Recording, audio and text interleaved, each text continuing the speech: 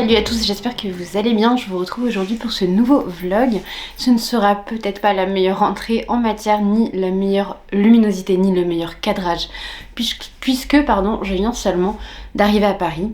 Il fait un temps absolument détestable, je dirais, une espèce de grisaille pesante et une humidité vraiment, qui s'immisce partout. Bref, mon sud me manque pour ces températures et même mes montagnes de Lozère me manquent pour leur sécheresse, voilà.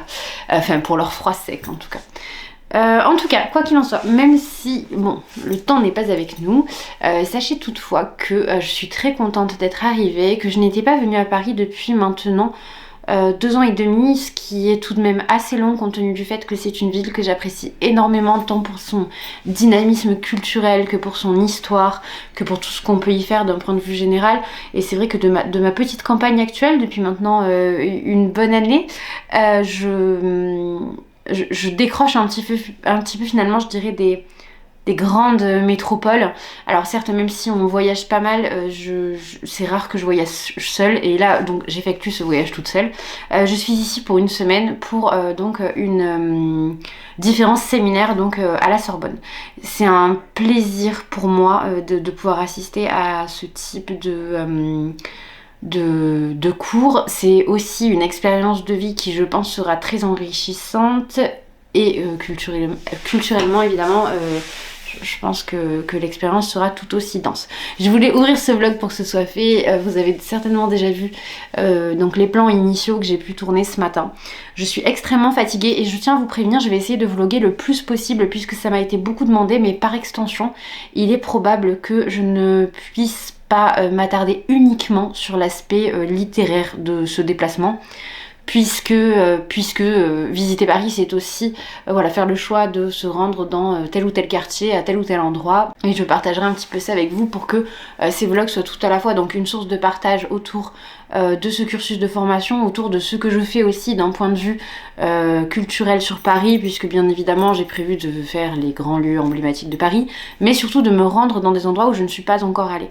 J'ai prévu un petit programme qui est par ici. Alors attendez, en tout cas pour aujourd'hui je pense que j'étais un petit peu audacieuse puisque je suis arrivée à midi, que je suis allée faire les courses et qu'il est actuellement 13h20, je n'ai pas encore mangé, je suis en train de me faire chauffer à manger et c'est vrai que voilà, j'avais prévu de potentiellement manger à l'extérieur, mais il faisait frais, je voulais prendre de l'avance pour être sûre d'avoir mes courses de prêtes pour lundi et ne pas avoir à m'arrêter dans une grande ou moyenne surface durant mon séjour. Sur le programme que je m'étais prévu aujourd'hui, il y avait beaucoup de choses. J'avais 2 programmes possibles. Un premier qui me faisait aller du côté du Muséum d'Histoire Naturelle, qui est un musée que j'ai déjà fait mais que j'aime beaucoup, puisque je souhaitais refaire le Muséum d'Histoire Naturelle, la Grande Mosquée de Paris qui était fermée lorsque je suis venue la dernière fois et la fois d'avant, donc compliqué.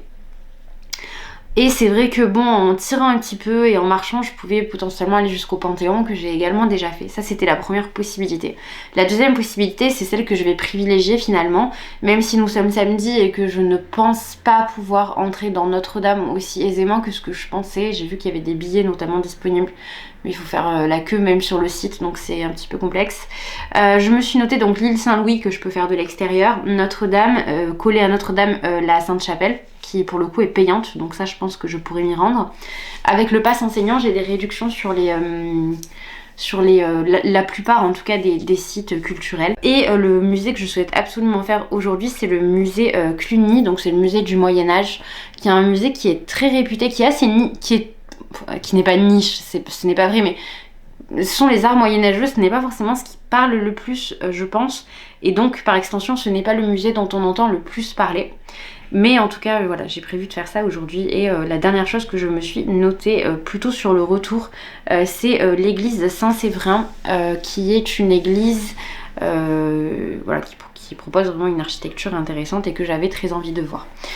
Troisième option, parce que je l'avais noté quand même, c'était me rendre au cimetière du Père-Lachaise, mais honnêtement compte tenu du temps, je n'ai pas très envie d'être à l'extérieur. Alors j'espère que ça ne va pas durer tout le séjour parce que c'est vrai que c'est un temps qui me rend un petit peu feignante, donc c'est dommage. J'ai également relevé les nocturnes des musées. Donc nous sommes samedi. La nocturne de ce soir, c'est le musée Pompidou. Je ne pense pas pouvoir dans la même journée faire le musée Cluny et le musée Pompidou. J'arrive plus à parler. Je n'ai pas envie en fait que ce soit un marathon non plus. J'ai envie de faire les choses comme j'ai envie de les faire, mais j'en ai marre un petit peu de cette démarche, du fait d'être toujours dans ce besoin de productivité dans mon temps. Là, cette semaine, c'est une semaine que je ne vais pas passer en cours, certes, mais j'ai quand même de la prépa cours à faire. J'ai quand même des choses à mettre à jour. Mes élèves vont avoir, donc, lorsque je reviens, des petites évaluations de grammaire, ce genre de choses que j'aimerais bien aussi mettre en place maintenant et pas le week-end où je rentrerai. Et voilà, j'ai beaucoup de choses à faire tout de même. J'ai envie de préparer un petit peu aussi ces séminaires à la Sorbonne. Je suis en train de relire l'éducation sentimentale. J'ai aussi envie de pouvoir me poser et de le lire. Il y a beaucoup d'envies qui sont contradictoires. Et évidemment, en étant à Paris, j'ai envie de dévorer Paris et de vivre cette expérience comme ça peut être décrit là chez Flaubert en l'occurrence, voilà, avec Frédéric. C'est vrai que voilà, toutes les rues que je vois écrites quelque part, j'ai envie de les rencontrer, de les croiser, mais ce n'est pas possible. Je reviens parce que j'ai mis de l'eau à chauffer et je crois que c'est prêt. Je prenais la caméra à l'initiale pour ouvrir ce vlog de façon extrêmement brève et encore une fois je me suis engouffrée dans les méandres de la parole. Donc ce que nous allons faire, c'est que je vais manger personnellement, je vais mettre certainement une vidéo YouTube pour me détendre un petit peu. Je vais peut-être me reposer également un petit peu puisqu'hier je suis sortie du travail à 16h, je suis partie avec un ami faire une petite randonnée, alors vraiment petite randonnée, on a fait 4 km je crois. Quand mon copain est arrivé à l'appartement, j'ai préparé ma valise, nous sommes descendus à Montpellier, nous sommes arrivés à 21h30 je crois. Et on a regardé un film, on s'est couché. Le train ce matin était tôt, il était à 7h50, quelque chose comme ça. Et évidemment, avec l'excitation du départ, je n'ai pas beaucoup dormi, donc je suis vraiment très fatiguée. Comme je vous le disais, j'ai pas envie de tirer sur la corde et d'être trop fatiguée en début de semaine. Donc encore une fois, voilà, je vais voir ce que je peux faire. Je vais voir aussi quel est l'itinéraire le plus simple à adopter.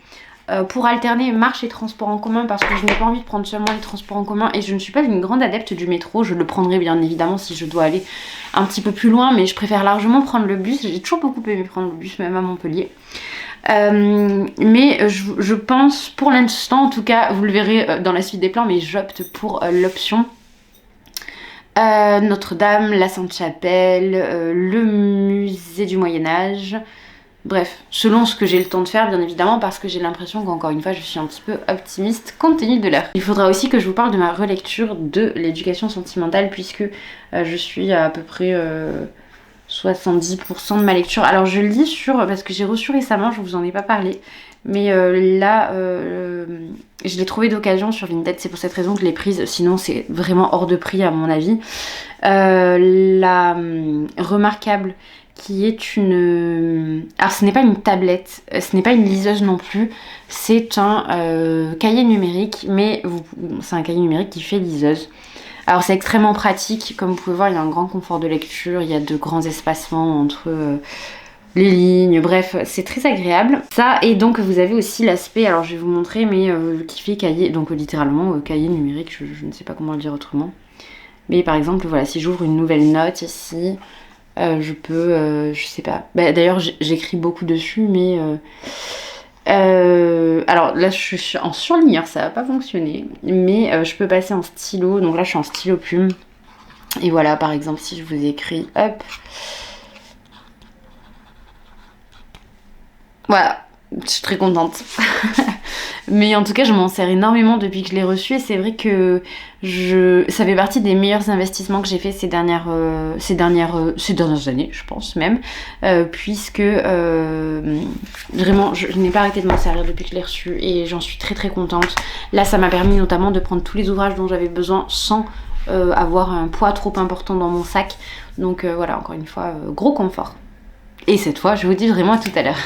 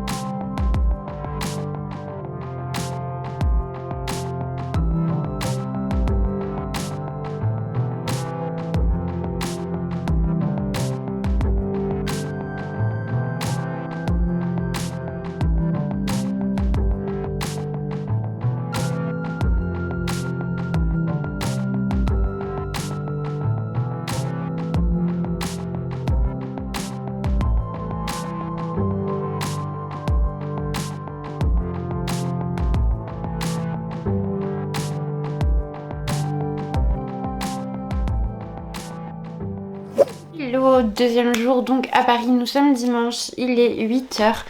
Et alors je suis désolée, vous allez entendre un petit peu de bruit parce que les fenêtres donnent directement sur la ligne de bus. Mais je voulais faire un petit bilan de ce que j'avais fait hier. Donc je suis passée devant, donc hier samedi, je suis passée devant Notre-Dame. Il y avait beaucoup trop de monde sur le parvis.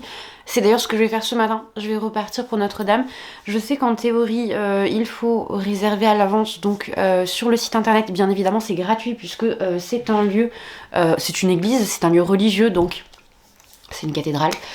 Donc évidemment ça ne peut pas être payant. Je voulais m'y rendre pour 8h pour la messe parce que je souhaitais assister à la messe de Notre-Dame pour voir de quelle façon elle se déroulait dans le diocèse de Paris. J'imagine qu'à Notre-Dame c'est l'archevêque de Paris qui à un moment donné en tout cas intervient, donc je trouvais que ça pouvait être intéressant. Encore une fois, je parle d'un point de vue d'histoire littéraire ou de... Voilà.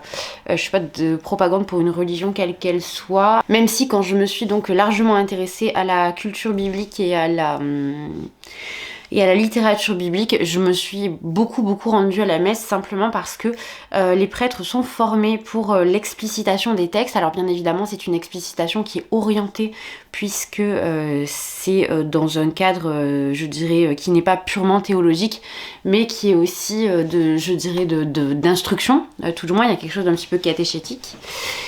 Bref, donc c'est ce que je voulais faire, mais je suis épuisée. Je pense que vous le voyez à ma tête, je suis vraiment fatiguée, j'ai très mal dormi. Enfin, je sais pas si j'ai mal dormi, j'ai l'impression que les moments où je dormais ça allait, mais je me suis réveillée à de multiples reprises. Et ce matin, à partir de 6h, impossible de refermer les yeux. J'ai hésité à aller partir me préparer, mais je me suis dit non, force-toi à te reposer parce que ça va encore être une journée sportive. Donc aujourd'hui on part pour Notre-Dame en théorie, si tout va bien. Si je ne peux pas rentrer à Notre-Dame, ce n'est pas un problème. J'ai tous les jours de la semaine ensuite pour y retourner, en sachant que je dois être à la Sorbonne à 9h. Je peux très bien m'arrêter à Notre-Dame à 8, ce n'est pas un problème, et il y aura un petit peu moins de monde en semaine. Hier j'ai eu le temps de faire plusieurs choses que je souhaitais faire. La première c'était l'église, excusez-moi je me suis coupée, donc l'église Saint-Séverin qui est, vous traversez donc le pont face à Notre-Dame côté Shakespeare & Co, et c'est il me semble derrière Shakespeare & Co d'ailleurs. Donc c'est une église que je souhaitais visiter pour ses vitraux qui sont très réputés. Alors je ne sais pas si je vais pouvoir vous montrer à la caméra, si vous verrez quelque chose, sinon j'essaierai de faire des incrustes, mais en gros vous avez de très jolis vitraux. Alors il y a des choses qui sont très contemporaines comme ceci, mais vous avez aussi des scènes beaucoup plus classiques comme ici donc la Vierge qui récupère le corps du Christ. Vous avez ici une reproduction du tableau de la Seine avec des vitraux avec le même en fait, la même reproduction. Vous avez toute l'histoire biblique finalement qui est dessinée, qui est illustrée sur ces vitraux. Vous avez également de très jolis tableaux, mais enfin vraiment il y avait une luminosité, une ambiance qui était assez particulière, d'autant que c'était une journée de baptême je crois. C'était vraiment une atmosphère qui était je dirais propice à la méditation, à la réflexion, donc c'était absolument sublime, c'était une très belle expérience. Et également ce qui fait la réputation de Saint-Séverin, ce sont donc je ne sais pas si vous le verrez aussi, mais les plafonds, les arches. D'ailleurs c'est quelque chose qu'on retrouve énormément dans l'architecture autour de Notre-Dame, ces espèces de reprises d'arcs qui donnent un aspect gothique à l'architecture. Alors je ne suis pas du tout une professionnelle de l'art architectural de façon générale.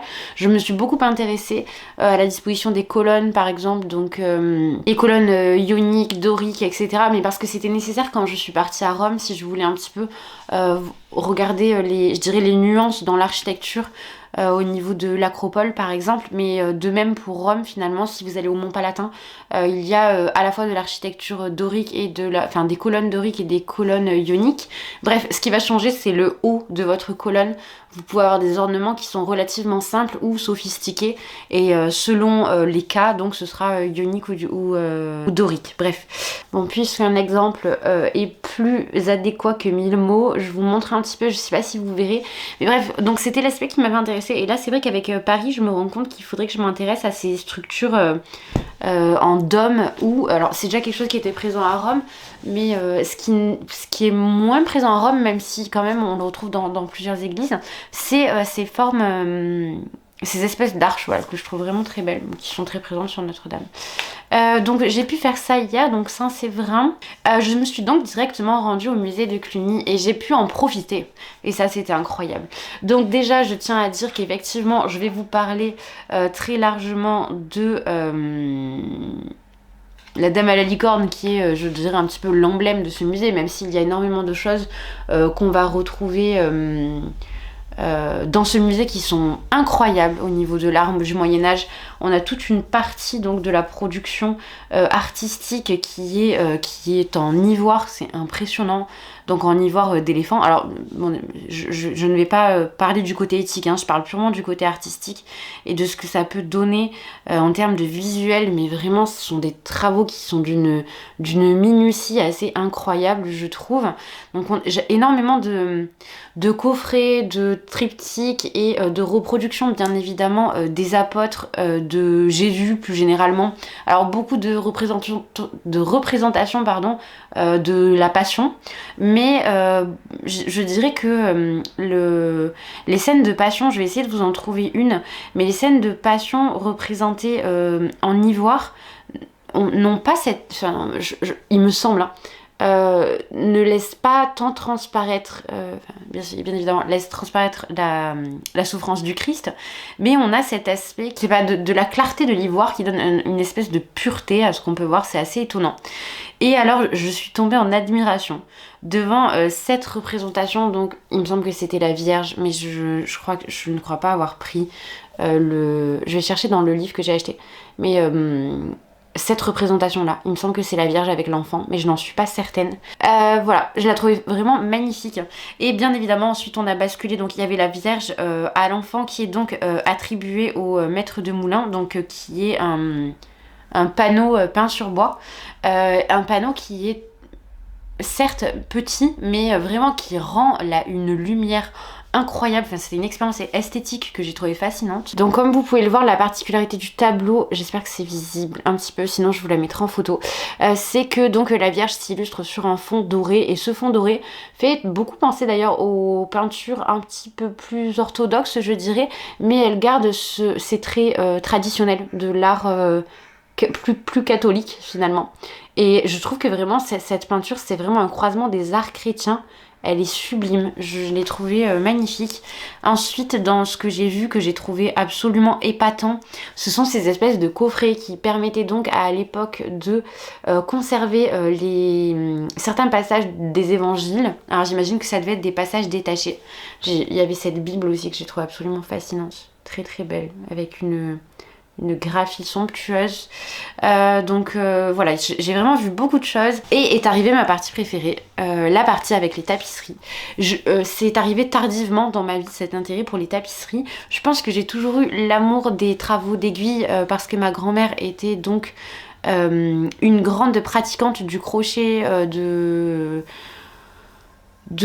couture de façon générale sous tous ses aspects. Je vais pas rentrer dans les détails. Elle ne faisait pas du tout de tapisserie, mais elle m'a appris le point de croix notamment, la broderie, et j'ai toujours trouvé qu'elle avait une dextérité, une finesse dans les productions qu'elle pouvait accomplir qui était magistrale. Et je pense que c'est un petit peu de là qu'est venu cet intérêt pour les tapisseries, parce que c'est vraiment quelque chose qui me passionne. Et donc à l'initiale, bon alors bien évidemment je suis allée voir toutes les tapisseries, j'ai fait toutes les pièces, hein, absolument toutes les pièces, mais ce qui m'a fascinée, forcément, parce que je l'ai étudié à plusieurs reprises, et je suis désolée pour le caractère consensuel de ce que je vais dire, mais malheureusement je ne vais pas vous mentir et m'octroyer, me donner une connaissance de l'histoire de l'art que je n'ai pas. Bien évidemment que l'œuvre que je connaissais, alors hormis la Vierge et l'enfant que je vous ai montré, l'œuvre présente donc au musée de Cluny que je souhaitais absolument voir, c'était donc les multiples représentations de la Dame à la licorne, et c'était magnifique. C'est dans une salle plongée dans une atmosphère vraiment, donc il fait très très sombre, et vous avez donc 1, 2, 3, il me semble qu'il y en a 4 tapisseries, non 5 tapisseries donc qui sont posées sur mur noir avec une luminosité bien particulière. J'espère que vous verrez, mais encore une fois sinon je vous mettrai des photos, et vraiment c'est magnifique, c'est un travail incroyable. Et je trouve que c'est tellement dommage qu'on n'ait pas le nom de ces femmes qui ont travaillé sur des tapisseries de cette qualité, puis pas que de cette qualité, toutes les tapisseries du Moyen-Âge de toute façon ont demandé un travail, des heures et des heures de travail. C'est un labeur qui est vraiment sous-estimé parce qu'on valorise beaucoup l'art de la peinture, mais enfin, à raison, hein, je ne dis pas le contraire, mais je trouve qu'en revanche on ne valorise pas assez l'art de la tapisserie de façon générale, alors que c'est somptueux. Alors certes, il faut aimer le Moyen-Âge, même si aujourd'hui, je dirais que c'est un petit peu revenu cette idée des tapisseries. Je sais que notamment à Limoges, vous avez un musée des tapisseries et que donc il y a des choses beaucoup plus contemporaines qui sont faites. Notamment, il y a eu récemment, je crois, une exposition avec les œuvres de Ghibli. Mais c'est vrai que voilà, je trouve que voilà, on devrait remettre un petit peu en avant ces artistes-là qui proposent vraiment des choses qui sont incroyables et qui, je trouve, laissent transparaître tout le génie humain, toute la sensibilité humaine, parce que voilà, c'est magnifique. Et je vais terminer en vous montrant un petit peu mes achats. Alors attendez, est-ce que j'ai fait d'autres choses hier? Je suis passée au Renard Doré, parce que je souhaitais... Souvent au Renard Doré, ils ont des mangas que je ne trouve pas. D'ailleurs, je pense que je vais peut-être commencer par là pour mes achats. J'ai pris le tote bag de l'anniversaire du Renard Doré. Alors non pas parce que c'était l'anniversaire du Renard Doré, mais parce que j'ai voulu épurer au maximum ma valise et il se trouve que je dois m'acheter un pull et que je n'avais plus de tote bag. Voilà, c'est le problème de faire vos affaires à la dernière minute, ne faites pas ça. Donc au Renard Doré, je me suis pris Vampire 1 de Suihiro Maruo, que je ne connais pas. Qui vraiment, alors l'édition est magnifique, donc c'est chez le Lézard Vert qui publie également Shuzo Oshimi. C'est d'ailleurs pour cette raison que je l'ai pris. Alors les dessins ont quelque chose d'assez sombre et en même temps minimaliste. On n'est pas sur les traits de Junji Ito, on est peut-être plus près de Kazuo Umezu. Par contre, on m'a explicité, enfin, le vendeur m'a gentiment explicité que l'œuvre de Suihiro Maruo, il fallait peut-être faire un petit peu attention selon ce qu'on aime et ce qui nous répugne véritablement. Alors moi j'aime beaucoup tous les traitements de la folie, des passions étranges, etc. etc. mais c'est vrai qu'il m'a parlé de certaines choses qui me rebutent profondément. En revanche, il m'a dit que Vampire était très bien, donc j'étais contente d'avoir bien sélectionné mon achat. C'est mon seul achat au Renard Doré, et encore une fois, je m'en félicite parce que je souhaitais prendre la suite de Shuzo Oshimi, donc dans l'intimité de Marie, que j'ai beaucoup de mal à trouver en librairie dans le sud, mais je me suis dit je ne vais pas surcharger ma valise, donc c'est très bien. Sachez que j'ai mis beaucoup de sous de côté pour ce voyage, donc et vous allez voir que j'ai été encore une fois plutôt raisonnable, je pense. J'ai des choses qui ont disparu. Ah non, c'est bon, elles sont là. Au musée de Cluny, j'ai donc pris, alors ça c'est pour ma salle de classe, j'ai pris l'une des tapisseries donc de la Dame à la licorne. De même pour ma classe, pour mettre dans les marque-pages, j'ai pris ce marque-page. J'ai pris un aimant pour mon tableau, en classe toujours. Ensuite, pour moi personnellement, parce que maintenant je les achète. Alors je sais que ça peut paraître hyper, comment dire, consumériste comme démarche, puisque Bic s'est lancé dans la collection de stylos sur absolument tout ce qui existe, mais j'ai pris le stylo du musée de Cluny, donc le 4 couleurs, mais je m'en sers tout le temps des 4 couleurs, j'en ai plein ma trousse et je m'en sers toujours, et je n'avais plus de crayon à papier non plus, et là il m'en fallait un. Je me suis dit bon bah c'est l'occasion, il était à 1,50€ je crois, donc je l'ai pris. Et une chose que j'aurais pu me procurer sur Vinted, mais c'est toujours pareil quand je vais dans les musées, j'ai toujours le droit, je dirais, à mon achat livre, et donc c'est toujours le guide du musée, et simplement je trouve que ce qui est très bien, c'est qu'ensuite quand je retourne, enfin si j'ai l'occasion, parce que c'est pas toujours le cas, après sur Paris je pense que j'aurai l'occasion, ça me permet de farfouiller un petit peu l'histoire des œuvres avant de m'y rendre, même si évidemment il y a l'audio guide à disposition. Là c'est un plus puisqu'il y a beaucoup plus d'œuvres qui sont présentées que dans l'audio guide. C'est un ouvrage qui m'a coûté 18€, mais comme j'ai mon pass enseignant, je n'ai pas payé l'entrée du musée. C'est aussi pour ça que je me suis permise de dépenser, donc ici 18, et la carte postale ça devait être 2,50, donc 20,50, le marque-page ça devait être 1,50. Bon, en gros j'en ai eu pour 30 ou 35€, je regarde que mon bus ne passe pas, mais voilà, j'en ai eu pour 30 ou 35€, et mais sans payer l'entrée, donc c'est vrai que ça lisse un petit peu, je dirais, mes dépenses. Donc aujourd'hui, je vous l'ai dit, Notre-Dame d'Orsay, tout du moins je l'espère. Je sais que le musée d'Orsay n'est pas le musée le plus long à faire, mais comme c'est une époque que j'aime beaucoup, il y a beaucoup d'impressionnisme, beaucoup de peinture réaliste, et que de façon générale, en fait, je n'ai jamais visité Orsay, pardon. Je voulais partir sur le Louvre, mais je suis vraiment fatiguée, vraiment, vraiment. Et malheureusement, je ne sais pas si je ne vais pas devoir faire l'impasse durant ce séjour concernant le Louvre. Voilà, je vais aller prendre le bus. Alors, je vais regarder à quelle heure il passe. Il est dans 6 minutes, donc le temps d'enlever l'appareil photo du trépied, de le ranger dans mon sac et de mettre ma veste. Je pense qu'on sera bon et je vous dis à tout à l'heure. Je pense que ce sera un petit peu comme hier, je vais vous faire des plans, mais je ne peux pas vous parler à l'extérieur. Je suis un petit peu mal à l'aise avec cette idée-là. Je vous referai un bilan donc ce soir lorsque je rentre.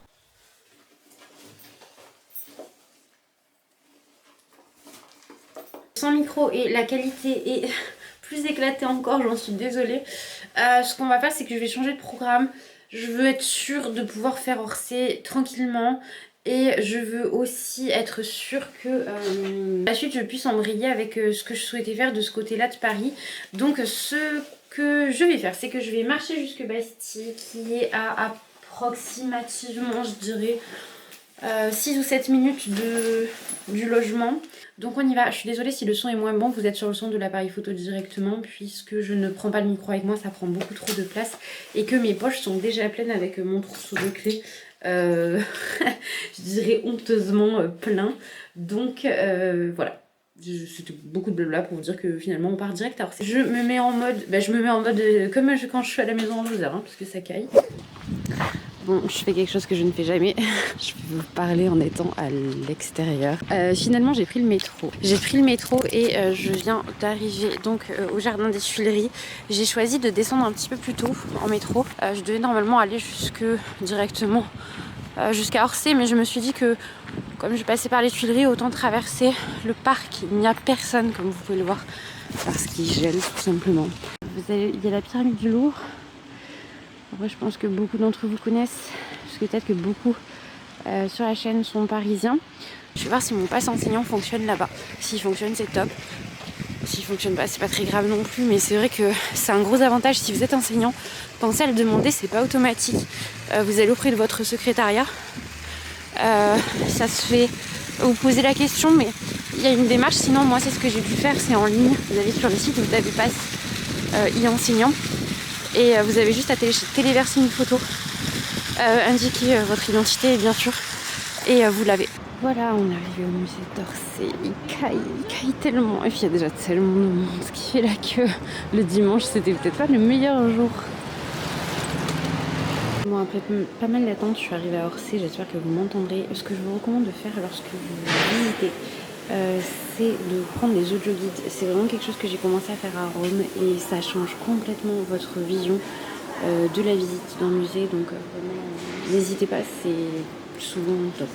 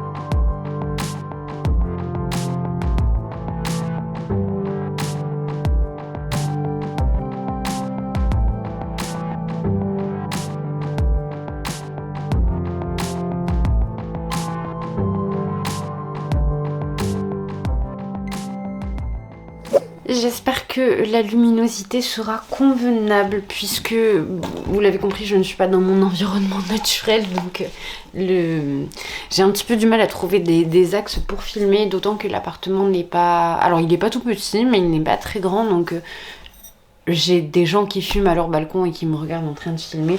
C'est assez déroutant pour moi qui habituellement ne vois que des vaches par ma fenêtre. Bref... Je vous retrouve pour faire un petit point sur la journée d'aujourd'hui. J'ai essayé d'être un petit peu plus raisonnable puisqu'hier j'étais vraiment épuisée lorsque je suis rentrée. Qu'encore à 20h je suis sortie pour aller récupérer des choses qui me manquaient pour le petit déjeuner à Monoprix. Bref, hier j'ai fait une journée qui à mon sens n'était pas raisonnable compte tenu de la semaine qui m'attend. Aujourd'hui j'ai essayé de faire les choses plus calmement et je me suis dit, bon, faisons d'Orsay, vous l'avez vu, je vous en ai parlé ce matin. Et alors, la différence de durée de la visite entre ce qui est annoncé sur leur site et même plus généralement, je dirais, sur les forums de discussion autour du musée et la réalité est assez critique. C'est-à-dire que j'avais prévu de... je change l'axe parce que j'ai l'impression que la lumière du couloir éblouit un petit peu l'appareil photo. Donc moi j'avais prévu de faire le musée, c'était annoncé 2 heures, je compte toujours une demi-heure, 1 heure en plus, donc 3 heures. Je suis restée de 10 heures, mon billet a été horodaté précisément à 10 heures. Et je suis sortie à 16 heures du musée, voilà. En sachant que je n'ai fait, je dirais que très superficiellement, toute la partie donc qui était de l'exposition temporaire. Donc l'exposition temporaire c'était sur Caillebotte. Donc j'ai voulu y descendre quand même pour voir, je dirais, les grosses toiles que j'avais pu croiser dans mon parcours scolaire et que j'étais curieuse de voir. Donc je pense notamment à... Alors j'ai pris des photos, évidemment. Je ne vais pas pouvoir tout vous montrer parce que ce matin je pense qu'on s'est un petit peu rendu à l'évidence du fait qu'on ne vous voyait pas très bien quand je montre à partir de l'appareil photo. Je vais quand même essayer ce soir pour voir si éventuellement avec la lumière qui varie les choses sont plus simples. Donc je disais que pour Caillebotte j'y étais majoritairement allée pour voir les raboteurs de parquet qui était un métier extrêmement physique donc au 19e siècle. Et en l'occurrence, c'est une toile qui m'a passionnée. Je l'avais étudiée dans le cadre d'une analyse des images concernant les immeubles haussmanniens. Donc ça avait été très intéressant. C'est donc, mais vous la connaissez je pense, cette toile-ci. Plusieurs angles, plusieurs axes de traitement de cette thématique que je trouve très intéressante. Ensuite, j'ai passé énormément de temps, notamment à l'étage 0. Alors j'ai gardé le plan du musée pour que les choses soient plus simples. Alors peut-être que c'est un petit peu fastidieux pour vous lorsque j'en parle, j'espère que ça vous intéressera quand même. Je vous montrerai ensuite mes achats au musée d'Orsay. Bon après il n'y a rien d'exceptionnel, hein. Je suis assez peu surprenante en matière d'achat en musée, j'ai toujours les mêmes choses. Donc sur le niveau 0, donc déjà il faut savoir que le musée se découpe théoriquement en 5 niveaux. Très honnêtement pour moi il se découpe dans l'expérience que j'en ai faite, il se découpe en 3. Donc vous avez le niveau 0 qui est le niveau sur lequel j'ai passé le plus de temps.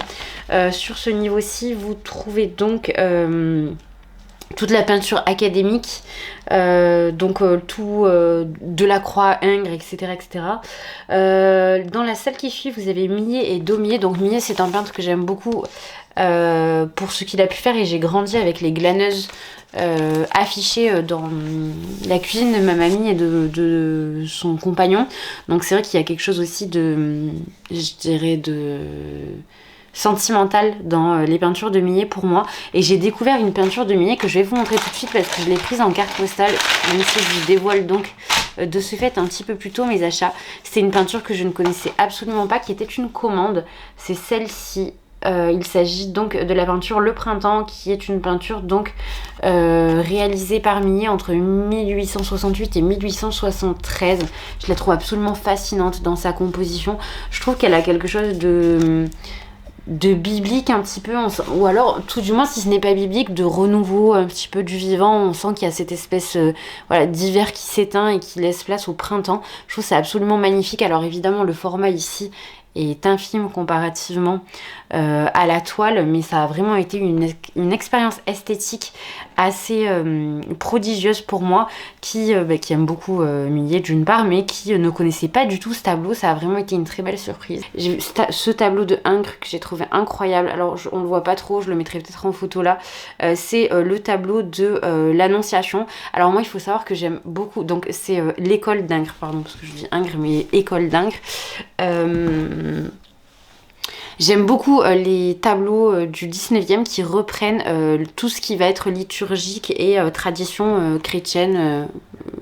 Chrétienne généralement, mais souvent catholique. Je trouve que c'est toujours très beau, même si évidemment le 19e s'émancipe grandement de tout cela. Ensuite, on avait un autre tableau que j'ai trouvé assez impressionnant. Bon, j'ai pris en photo toutes les choses qui me plaisaient, mais certains tableaux m'ont parlé plus que d'autres, hein, comme tout le monde, je pense. Une autre représentation biblique qui m'a beaucoup plu, c'est celle-ci d'Alexander Cabanel, je crois. Donc c'est ce tableau-ci, c'est un tableau reprenant Adam et Ève, mais en fait vous avez tout ce côté que je trouve vraiment fascinant au 19e. Il y a un côté vraiment gigantesque dans le fait que ce sont des représentations multiples, beaucoup de couleurs, la profusion de la nature. Là vous avez le diable qui est personnifié, je ne sais pas si vous le verrez, qui disparaît ici dans les fourrés, c'est vraiment fascinant. Après vous avez toujours ce corps féminin qui est dessiné toujours de façon très, très harmonieuse, très, très pure, très...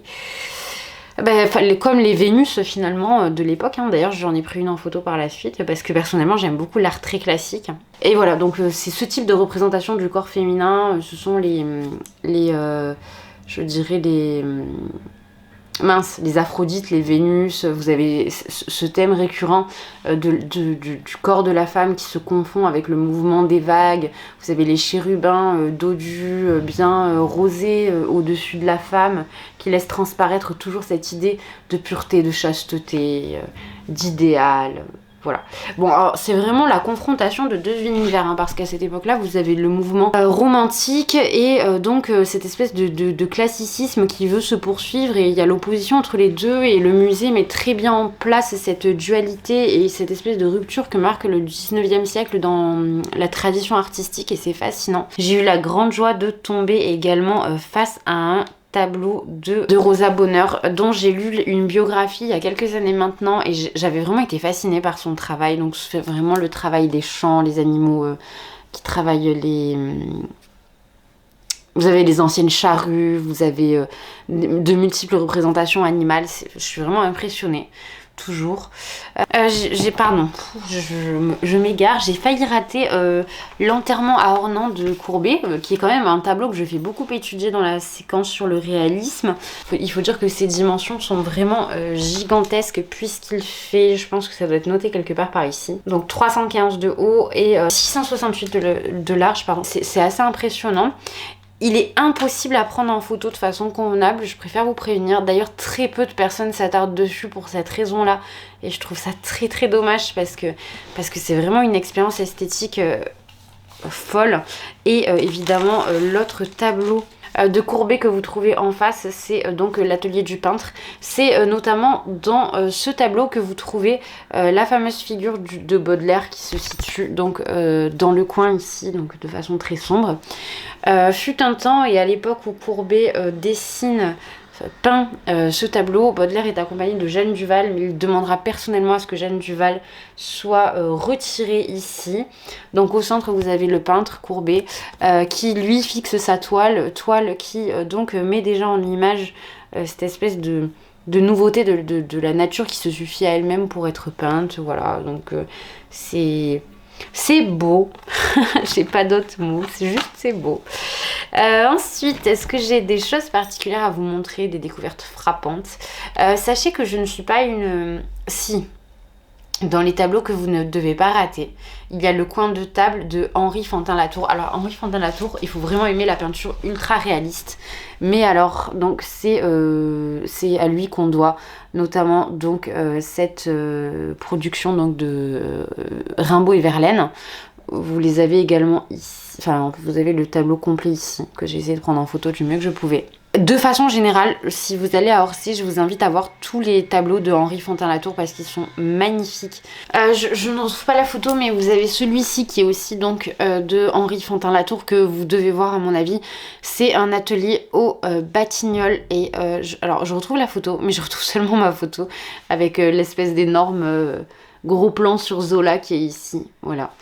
Donc je ne peux pas vous le montrer dans son intégralité. Soit je vous mettrai des inserts, soit je vous invite à regarder. Toujours dans l'esprit de Zola peint, vous avez bien évidemment le très célèbre atelier donc d'écriture de Zola par Manet, qui est vraiment impressionnant en vrai et très touchant. Enfin moi ça m'a beaucoup touchée. Voir Zola en peinture, ça me fait quelque chose. Dans mes achats, donc, au niveau des cartes, je vous les montre. Après, c'est assez classique. Hein. Donc, en premier, vous avez donc le déjeuner sur l'herbe de Manet. Ici, vous avez le bal du moulin de Auguste Renoir. Ici, vous avez les glaneuses de Millet. Ici, vous avez donc le portrait de Zola de Manet. Ensuite, vous avez de Van Gogh. C'est un de mes tableaux préférés de Van Gogh et pourtant je ne suis pas une... Enfin, j'aime bien ce qu'il fait. D'ailleurs, plus le temps passe et plus j'apprécie. Mais il a vraiment fait du temps pour que je m'accoutume à sa production picturale. Donc c'est Chaume de Cordeville à Auvers-sur-Oise. Voilà, que je trouve très beau. Il y a vraiment ce côté déstructuré des toits, etc., etc., que je trouve assez fascinant. Évidemment, l'enterrement à Renan de Courbet. Toujours de Courbet, l'atelier du peintre, que je vous ai déjà montré. Le printemps de Millet. Le déjeuner sur l'herbe. Je vous ai déjà montré le déjeuner sur l'herbe. Qu'est-ce que je fais? Ça va pas, c'est la fatigue ça. Donc ça, hop, je le range. J'ai pris un crayon à papier. Alors, contrairement à ce qu'on pourrait penser, ce n'est pas comme hier où vraiment je l'ai pris parce que je n'en avais plus. Là, j'ai pris parce que j'avais oublié ma trousse. Voilà. Et donc j'ai pris le guide de visite d'Orsay. Je fais toujours ça, je prends toujours le guide de visite. Mais l'audio guide, encore une fois, était tellement complet que je n'ai pas senti de grosses carences à la découverte des toiles. J'ai beaucoup regardé de choses aussi sur internet pour compléter. Vous avez les informations disponibles aussi dans les encarts de présentation des tableaux, donc voilà, c'était vraiment très bien. Et je suis désolée, je vais vous laisser là parce que ça fait 35 minutes que je vous parle, je suis désolée, j'espère que ça va.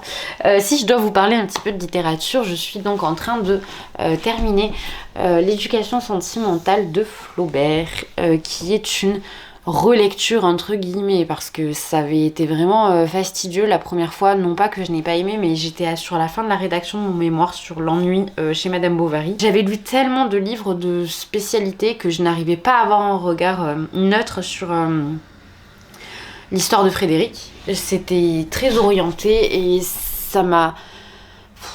C'était trop académique, je pense, comme lecture à ce moment-là. Là, je parle pas du livre en soi, hein, je parle de l'approche que j'en avais et je trouvais que c'était un petit peu dommage. Là, vraiment, j'en fais une lecture, je dirais, pure et c'est super bien. Je me sens vraiment... Je me sens toujours bien aux côtés de Flaubert, mais c'est vrai que là, je me sens particulièrement bien. Il y a des longues phases qui sont beaucoup plus orientées politiques et je trouve que c'est des choses voilà, qui sont peut-être un petit peu plus absentes de Madame Bovary, mais qui apportent, je dirais, cette touche parisienne dans l'éducation sentimentale qui se déroule majoritairement à Paris, de toute façon.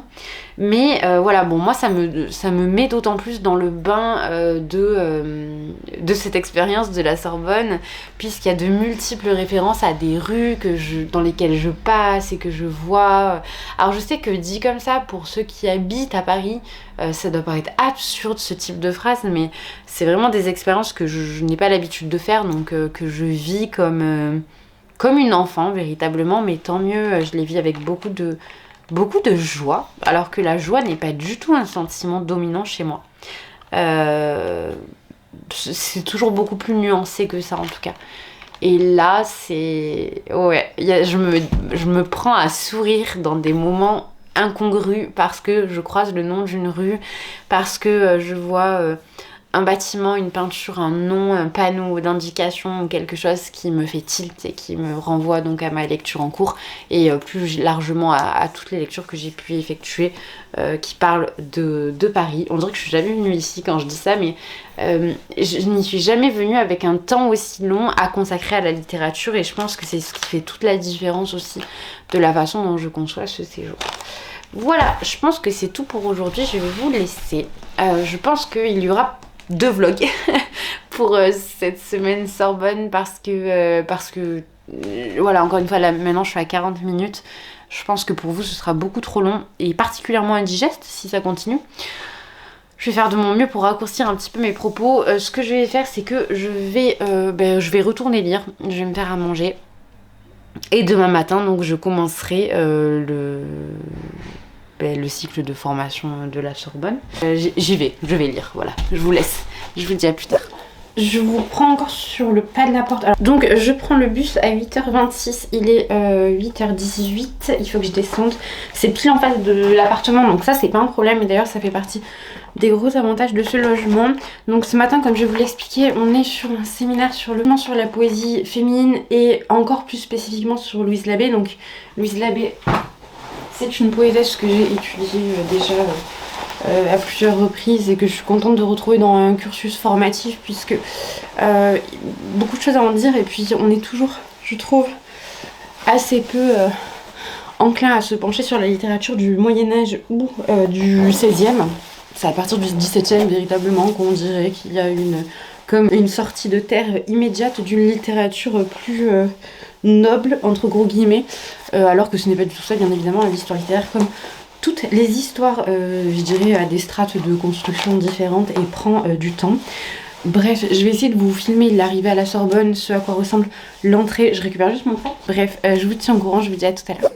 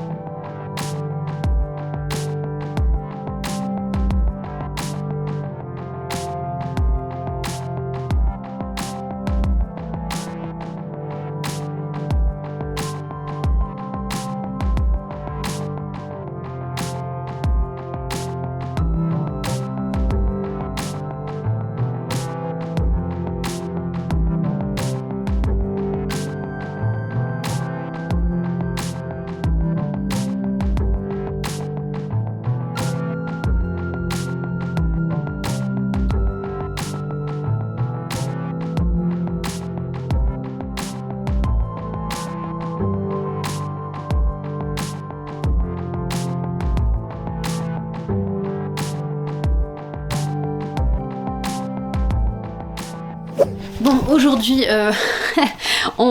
ce soir, on va être sur quelque chose d'authentique, je vous le dis. Le seul endroit que j'ai trouvé qui propose une luminosité acceptable, c'est cet angle-là, et il me semble, je n'ai vraiment aucune certitude, j'ai pas l'impression que ce soit incroyable non plus, mais faisons comme si je me suis promis sur ces vlogs de faire les choses un petit peu comme elles viennent, de ne pas me formaliser sur l'aspect esthétique de la chose. J'ai essayé de vous faire beaucoup de plans de la Sorbonne aujourd'hui, puisque c'était le premier jour, comme vous avez pu le voir dans les inserts précédents. Je pense au moi du futur qui vais devoir prendre tous ces rushs, faire des coupes, etc., pour avoir un montage un petit peu dynamique et sympathique. Quoi qu'il en soit, je sais que je ne pourrai pas travailler la luminosité, je n'en aurai pas le temps, mais écoutez, j'espère que cette vidéo vous plaira quand même. J'ai déjà fait beaucoup de blabla, donc on va commencer. Je pense que ce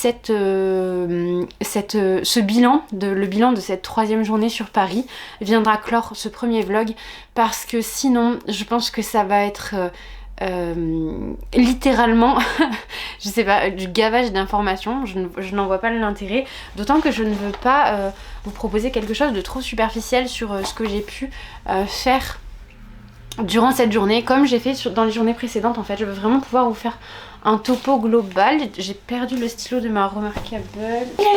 Il est là, je l'ai.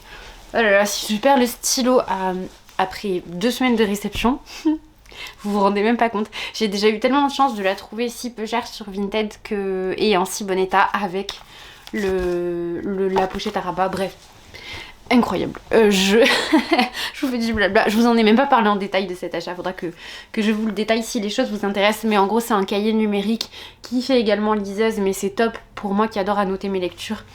Notamment. Et là, par exemple, aujourd'hui, ça m'a permis d'aller à la Sorbonne. Alors, même si vous allez le voir, j'ai eu beaucoup de cadeaux. Donc, les choses ont été... Enfin, finalement, mon sac n'était pas si léger que ça. Mais en tout cas, j'ai pu partir seulement avec ma remarquable ce matin. Je prends mes notes, je prends également, donc parce que les notes de cet après-midi concernant le cours de philosophie sur les lumières sont bel et bien dans la remarquable. J'ai une partie de mes notes de ce matin qui s'y trouve également, mais une autre partie est sur le fascicule qui nous avait été distribué en classe. Je vais commencer, je vais faire les choses chronologiquement. Je vais donc commencer par peut-être vous montrer les goodies, mais avant ça je vais récupérer le cahier que j'ai oublié dans mon sac à dos. Donc j'ai tout à disposition pour vous exposer un petit peu ce que nous avons fait durant les cours, mais avant cela je voulais commencer par les cadeaux donc offerts par la Sorbonne à l'occasion de cette université d'hiver. Carnet comme ceci qui est un carnet ligné. Je m'en suis très rapidement servi à un moment donné ce midi lorsque je suis partie manger. Ensuite, dans les cadeaux, toujours il y a ce verre donc à l'effigie de la Sorbonne et qui reprend donc les codes de l'université d'hiver de la Sorbonne. Après, alors ça je vais en faire cadeau. Ce sont d'ailleurs, je les ai entamés avec j'étais à côté d'une dame lors du cours de cet après-midi en philosophie. Et elle avait un petit creux et je lui ai dit oui mais on a ce genre de choses et tout, mais on peut le partager en tout cas parce que je ne le mangerai pas. Et j'avais un second paquet à l'intérieur, je pense que c'était une erreur, mais celui-là je vais l'offrir. Ah oui, et je me suis pas arrêtée dessus, mais en fait ce sont des reproductions de petits cabécous, donc les fromages de chèvre très populaires dans le sud de la France. Je ne sais pas si c'est populaire ailleurs, mais en tout cas dans le sud de la France c'est populaire. Ensuite nous avions une bouteille d'eau que j'ai déjà bu, donc voilà, je ne vais pas vous présenter la bouteille d'eau. Et une tour Eiffel comme ceci avec le S de la Sorbonne. Voilà, donc ça c'était je dirais les goodies d'accueil. Je sais pas, je dirais littéralement, ce sont les goodies d'accueil. Je range un petit peu tout ça parce que voilà, je me suis déjà étalée. Et je pars sur l'explication de ce que nous avons fait durant les cours. Donc le cours de ce matin a débuté à, je pense, peut-être un petit peu plus de 9h30 et s'est achevé à 12h30, donc c'est un cours de 3 heures. Nous avons eu une petite pause entre temps.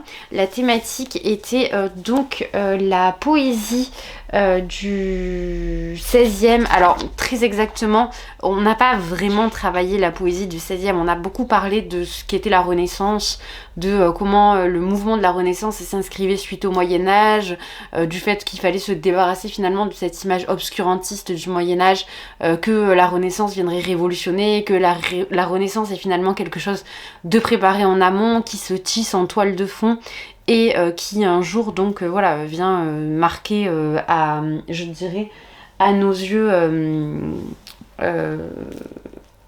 excusez-moi, j'ai oublié de mettre mon téléphone en charge, qui est marqué donc à nos yeux d'acteurs postérieurs à l'événement. Une césure nette, mais ce n'est pas ainsi que ça se présente. Bon bref, il y a eu une introduction tout de même assez longue et très historique, vraiment axée très historique sur cette dimension de Renaissance. Bien à noter ce matin, je n'ai finalement que trois pages de ce type qui concernent véritablement Louise Labbé. Donc la thématique et le nom du séminaire, je sais pas si je peux appeler ça comme ça, du cours en tout cas, c'était la poésie féminine du XVIe siècle français, l'exemple de Louise Labbé. Une poétesse de la Renaissance française, Louise Labbé. Donc nous avons eu un petit récap sur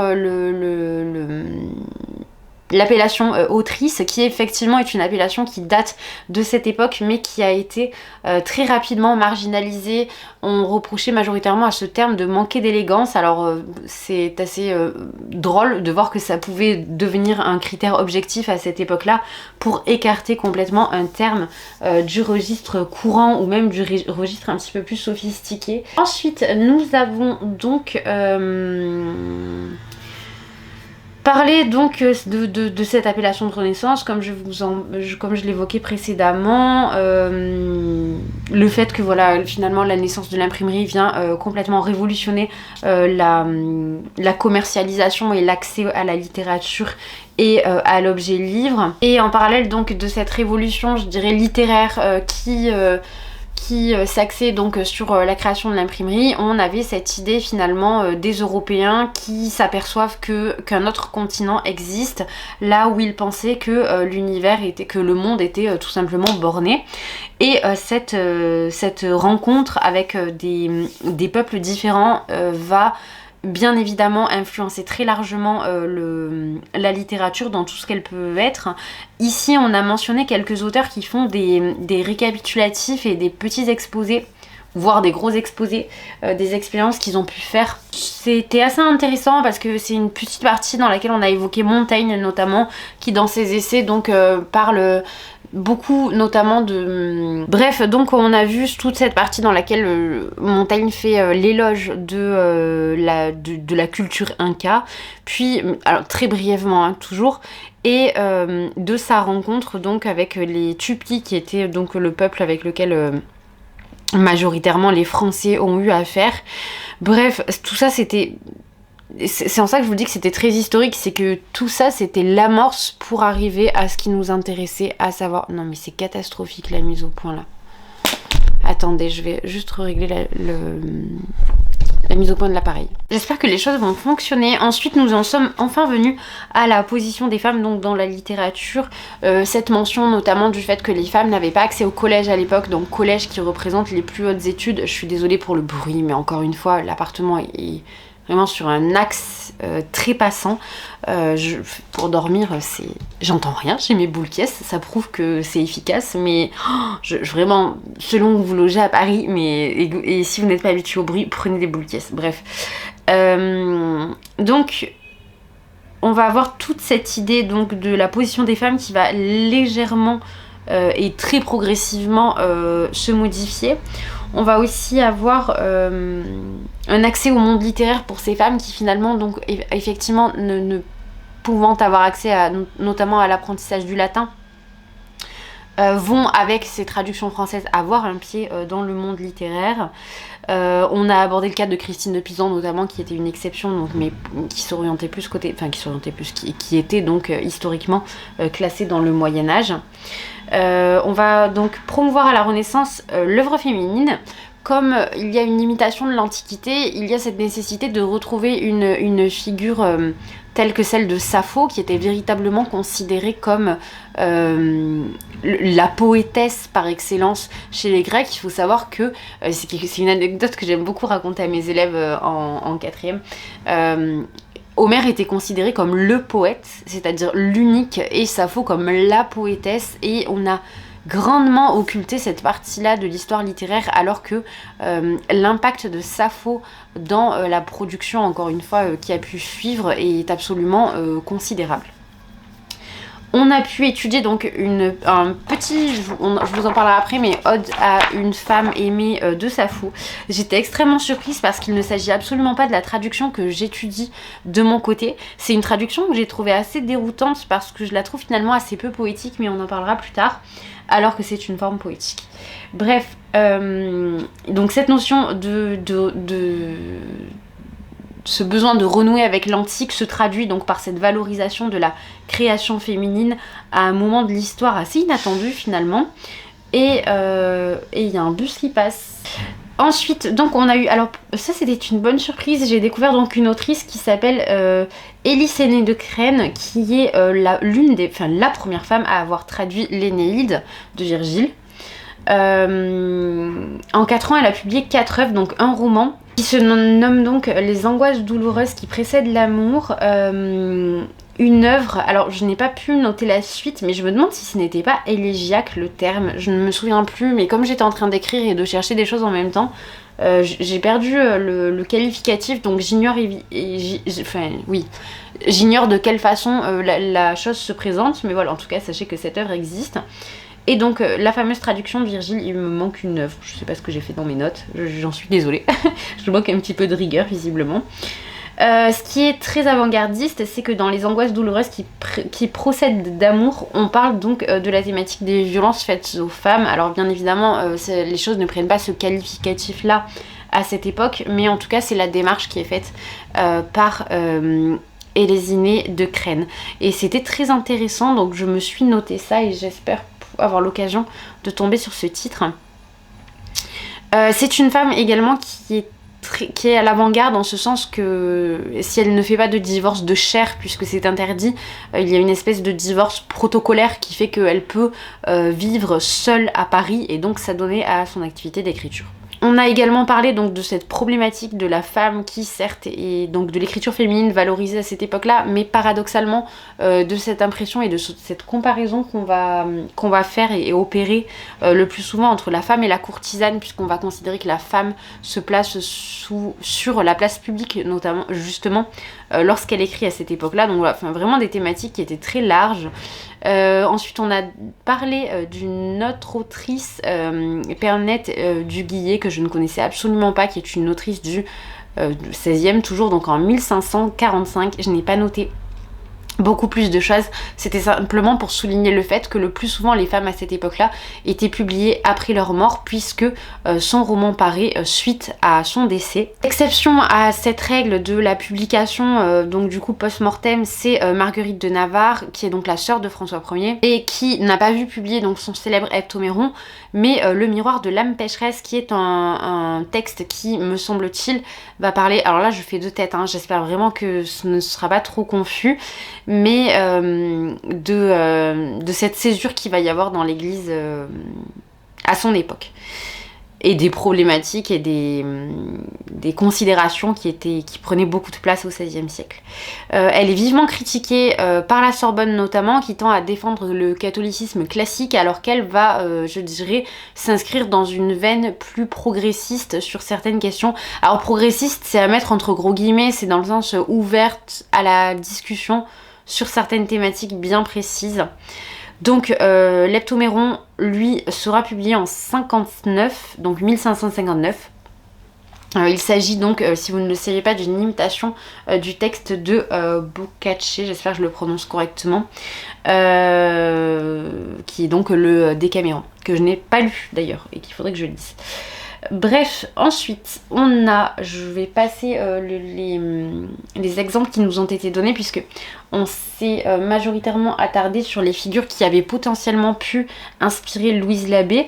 Je m'arrêterai juste sur Tullia d'Aragona, qui était donc une Italienne qui écrit des dialogues pseudo-philosophiques. Je ne vais pas vous passer toutes les figures qu'on a pu mentionner lors de ce cours, puisque beaucoup seraient source d'inspiration pour Sappho, mais pour Louise Labbé, pardon, mais les choses restent assez en cours de recherche, je dirais, même si voilà, on sent qu'il y a des inspirations italiennes dans l'œuvre de Louise Labbé, c'est une certitude. Donc paraît en 1555 les œuvres de Louise Labbé.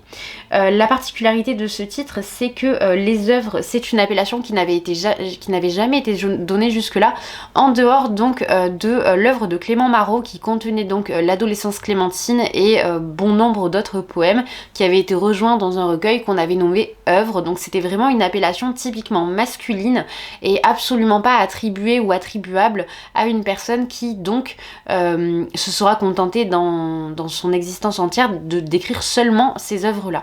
La particularité également des œuvres de Louise Labbé, c'est leur composition. Donc vous avez un épître initial, vous avez... alors il va me manquer quelque chose hein, dans la...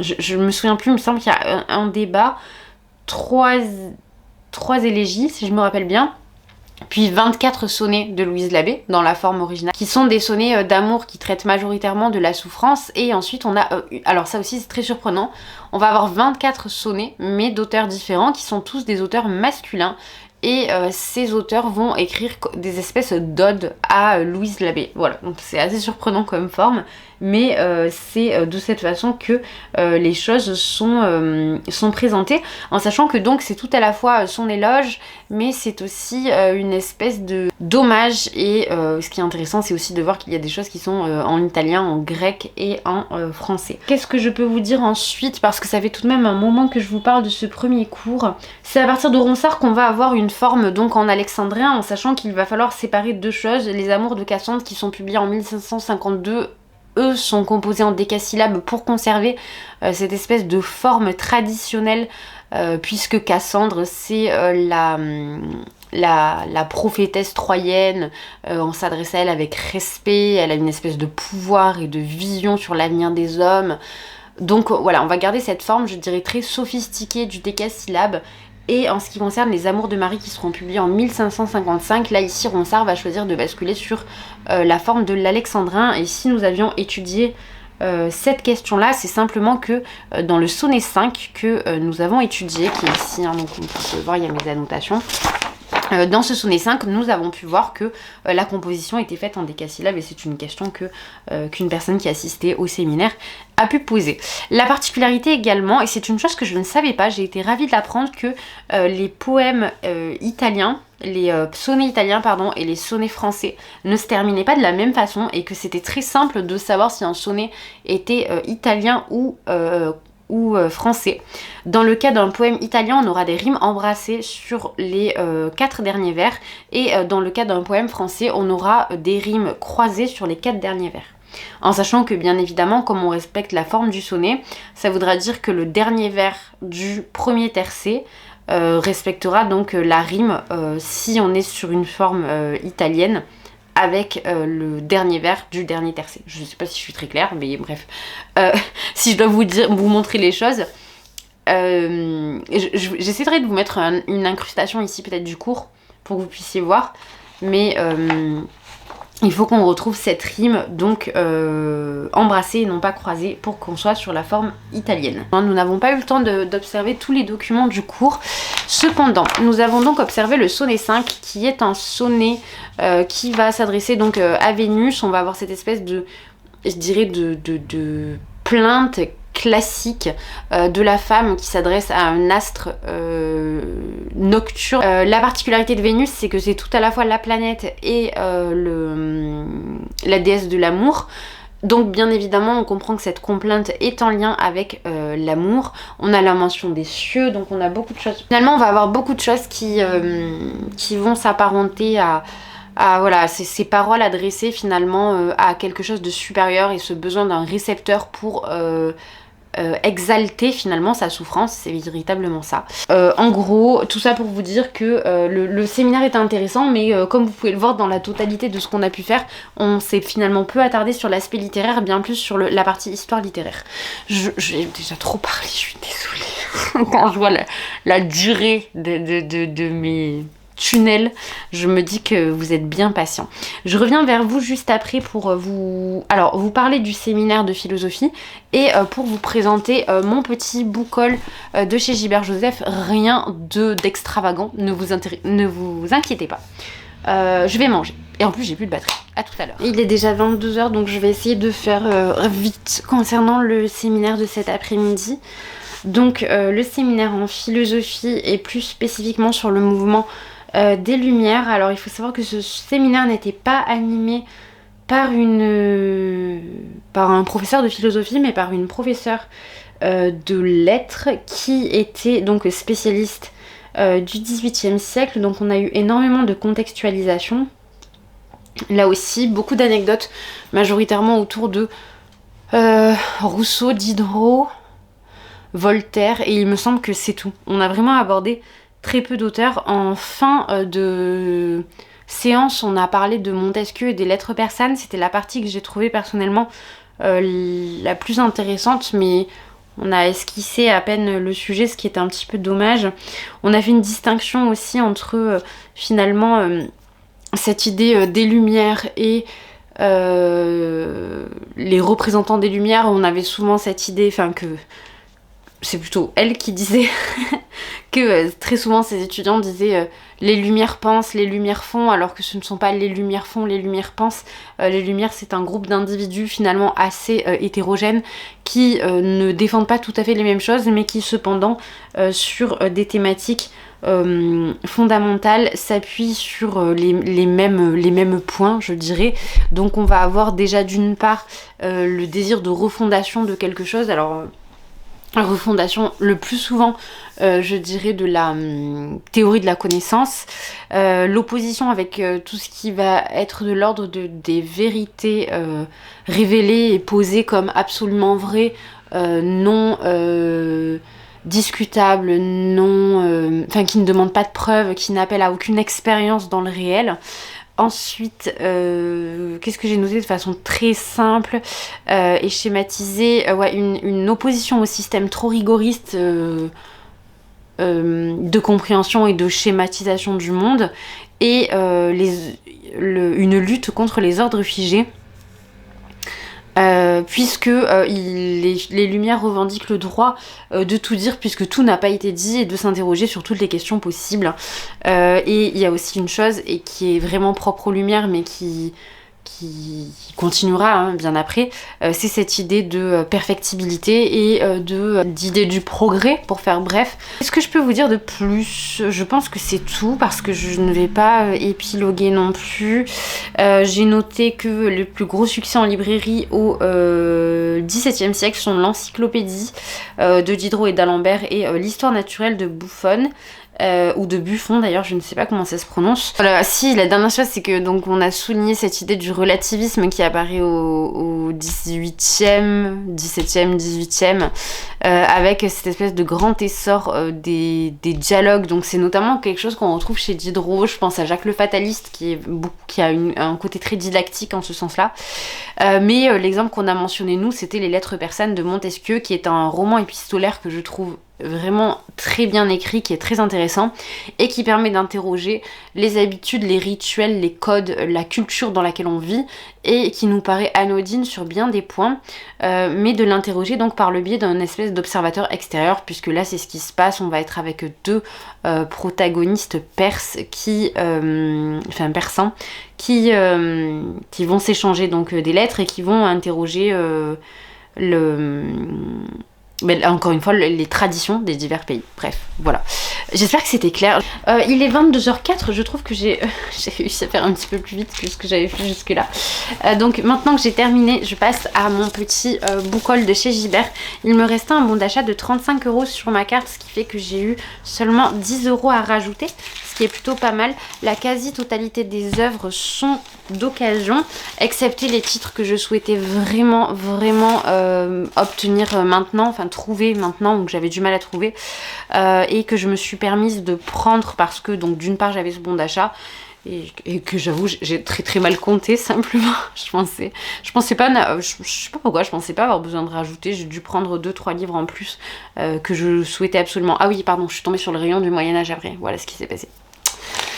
Donc je commence, je vous en parlais, avec l'Heptaméron de Marguerite de Navarre, dans une édition que je trouve très confortable pour la lecture. Donc je l'ai pris, celui-ci il était à 6,10 €. Ensuite 5 mars d'Alfred de Vigny. Je n'ai pas encore lu Vigny, donc il me tente beaucoup.